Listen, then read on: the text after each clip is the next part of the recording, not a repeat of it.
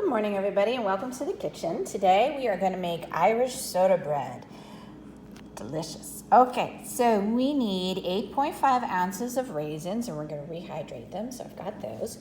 And I'm going to need to weigh that out. We're going to do 20 ounces of all-purpose flour, 1.2 ounces of baking powder, 3.5 ounces of light brown sugar, a 3/4 teaspoon of salt, 1/4 ounce of caraway seeds, or 0.25, 3 ounces of butter cold and cubed, 2 eggs, 1 cup plus 2 tablespoons of buttermilk. All right, so I'm gonna get all of our ingredients ready, and then we can start working on the recipe. So I have my scale right here. I'm gonna weigh everything out, and then one of the first things I'll be doing is rehydrating those raisins. So how do we do that? We're gonna put the raisins into a glass measuring cup, like this. I'm gonna weigh them out, put them in here. Then we will cover the raisins with water and put it in the microwave for 2 minutes. After we've microwaved it for 2 minutes, we're gonna strain it and blot them dry with paper towel, and then they'll be prepared and ready to use in our recipe. So let's get these going. We're gonna cover it with the cold water and completely cover it, put it in the microwave for 2 minutes, and then you can strain it and blot dry with a paper towel. So let's get this going.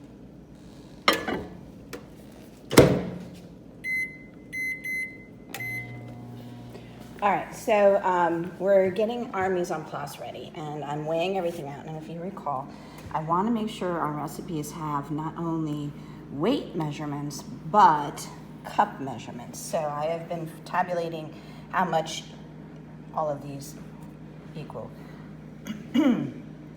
So our 3.5 ounces of light brown sugar is a 1/2 cup tightly packed brown sugar. And our 0.25 ounces of caraway seeds is actually 1 tablespoon of caraway seeds. All right, so we've got our eggs, we have our buttermilk, which was 1 cup plus 2 tablespoons.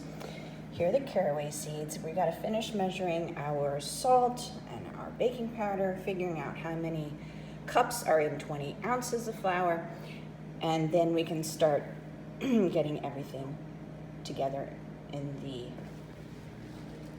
KitchenAid stand mixer. The mixing bowl is already attached, and this is the paddle attachment. The paddle attachment is set, ready to go. All right, so I've measured out our 3 ounces of butter, and what I need to do now is cut it into small cubes, because what we are doing is we're gonna do what is called the cut-in butter method. We're cutting the butter into the dry ingredients, okay? So we're gonna cut these into small cubes, and we do that simply by going straight through. Not sure if you can see.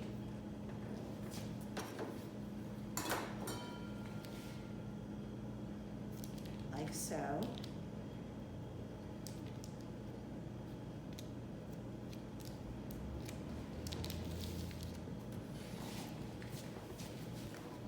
Okay, so I'm trying out my new tripod. I don't have a camera person, so I'm gonna try to do it this way so you can see things that normally when I am doing something with 2 hands, you can't. So we wanna cut this to small cubes. So I'm gonna cut right down the middle. And I'm gonna use the paper to help me. That's why I'm leaving it on the paper. Now the butter should be really cold, okay? The colder the butter, the easier it is. Sometimes I pop it into the freezer before I start slicing it, so it gets very cold. But I also, once I have cut all the butter, we're gonna put it back in the freezer so that it will stay really cold, okay? The colder the butter, the better it is for your recipe.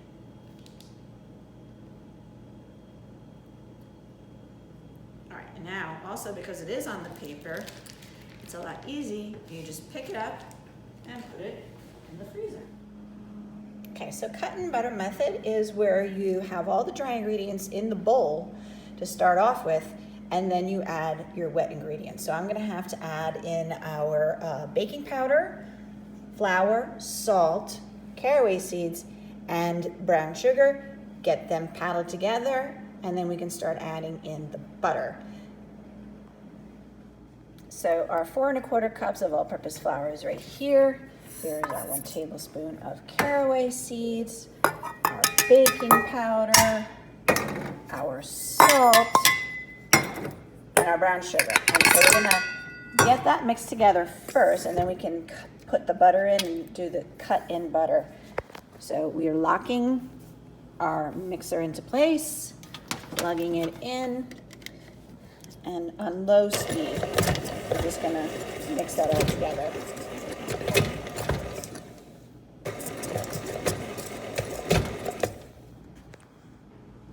I've mixed together all the dry ingredients, and now I'm going to add in our butter. And that's been in the freezer, so it may plop in as like a huge hunk together, but since we made those cuts, it will come apart. Now, I have it locked in, and I'm gonna sort of pulse it on and off just to get it going, so that way when the ingredients start flying everywhere. I kind of do that all the time whenever I'm adding stuff. Just pulse it. Now, this is what's gonna take a while.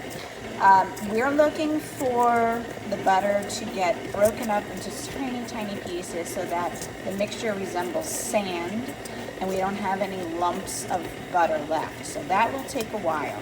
So while that is mixing, that could take anywhere between a minute to 5 minutes, depending on how big or how cold the butter is, how big you cut it, and how cold the butter is. So you just need to keep an eye. While that's happening, I'm gonna mix together the buttermilk and our eggs. I'm just gonna pour it in, and just with a fork, I'm going to break up the yolks and whip that together. You could use a whisk if you wanted to. We'll get that all mixed in. Okay?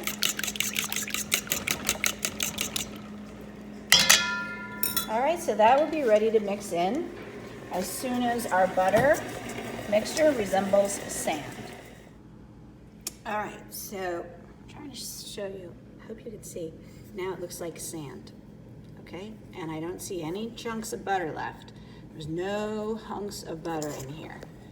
All right, so this looks like sand, and all the butter has been cut into the flour. All right, so there's no hunks, there's a chunk of brown sugar, because unfortunately I left the brown sugar sitting out without it being covered with saran wrap for a while.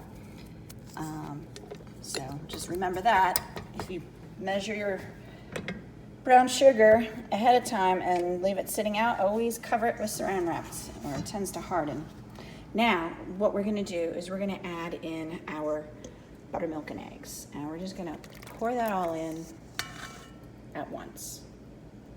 Okay. And again, we're gonna pulse it on a couple times, and then we'll start mixing it.